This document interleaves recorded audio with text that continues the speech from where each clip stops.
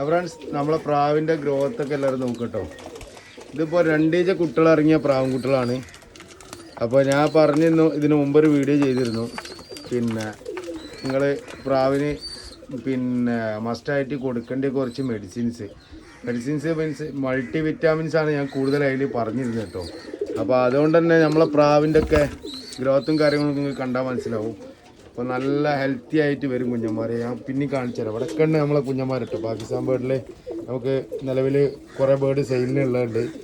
അപ്പോൾ already സെയിലായ ബേർഡാണ്, sorry സെയിലിനുള്ളതല്ല. നമ്മൾ ഗുജറാത്തിൽ നമ്മളെ സ്ഥിരം കസ്റ്റമറായിട്ട് വരുന്ന അവർക്ക് ഒരു 25 ബേർഡ് കൂടി ബാക്കിയുണ്ട് കസ്റ്റമർക്ക്. അത് കൊടുക്കാനൂടി ഉണ്ട്. അപ്പോൾ ആയതുകൊണ്ട് ഏകദേശം ഫുള്ളായിട്ടുണ്ട് കേട്ടോ പ്രാവ്. അവർക്ക് കൊടുക്കാനുള്ള പ്രാവ് ഏകദേശം ഫുള്ളായി.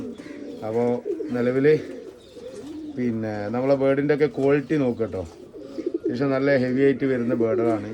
പിന്നെ ഗ്രോത്തും കാര്യങ്ങളൊക്കെ ഞാൻ പിന്നെ ആവർത്തിക്കുന്നില്ല. പ്രാവുകളൊക്കെ അത്യാവശ്യം നല്ല ഹെൽത്തി ആയിട്ട് വരുന്നുണ്ട്. ഓക്കെ.